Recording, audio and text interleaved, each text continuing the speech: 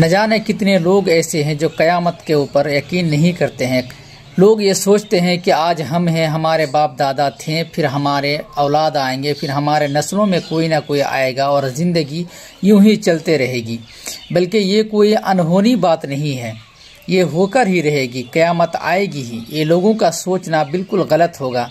अल्लाह ने कुरान में इरशाद फरमाया कि कल्ला इज़ा दुक्कतिल अर्ज़ु दक्कन दक्का, जिस दिन ज़मीन को कूट कूट कर बराबर कर दी जाएगी।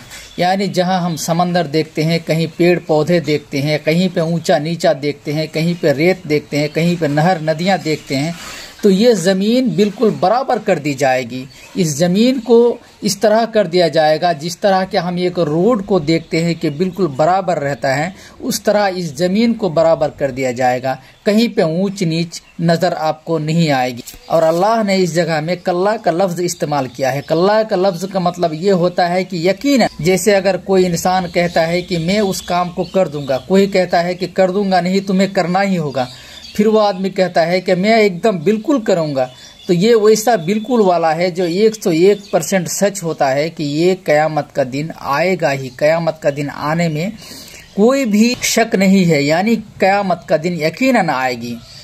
कल्ला इज़ा दुक्कतिल अर्ज़ु दक्कन दक्का वजाअ रब्बुका वल मलकु सफ़्फ़न सफ़्फ़ा, और तेरा रब आएगा और फरिश्ते सफ़े बांध कर खड़े रहेंगे। तेरा रब आएगा, इसका मतलब ये है कि अल्लाह अर्श पर है, लेकिन जब क़यामत होगी, ज़मीन को कूट कूट कर बराबर कर दी जाएगी, उसके बाद अल्लाह लोगों के सामने ज़ाहिर होगा और लोग देखेंगे कि अल्लाह हैं और फरिश्ते अल्लाह के सामने अपने हाथों को बांध कर, सफ़े बांध कर अल्लाह के सामने खड़े हैं। जैसे अगर कोई बादशाह जब आता है, अपनी बादशाहियत में वो दबदबा कायम करता है, तो बादशाह के सामने उसके सारे लश्कर हाथ बांधकर सर झुकाए खड़ा होता है, तो वैसे ही अल्लाह की बादशाही उस दिन जाहिर होगी और अल्लाह के बादशाही के सामने सारे के सारे फरिश्ते सफ़े बांधकर सर झुकाए अल्लाह के सामने खड़े रहेंगे। तो ये कुरान की आयत है, कोई मुँह बोली बात नहीं है और क़यामत का दिन कोई अनहोनी वाली बात नहीं है। ये ज़रूर क़यामत वाक़ई होगी।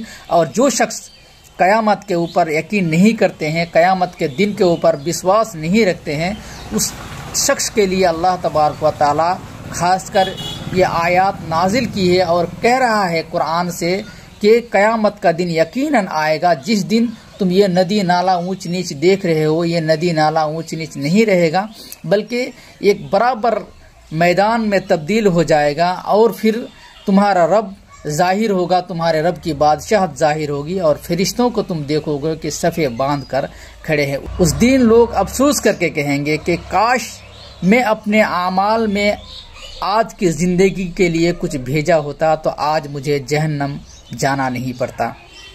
अफसोस करेंगे। ये दुनिया जो है ये धोखा है, फरेब है और ये दुनिया बस कुछ ही दिनों के लिए है, कुछ ही लम्हों के लिए है।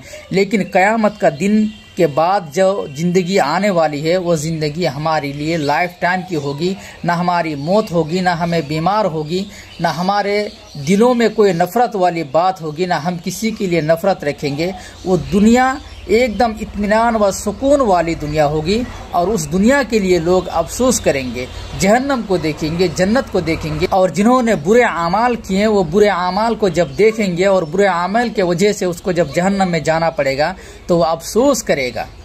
अफसोस करके कहेगा कि काश अगर मैं इस ज़िंदगी के लिए कुछ अच्छे आमाल भेजा होता तो आज मुझे जहन्नम जाना नहीं पड़ता।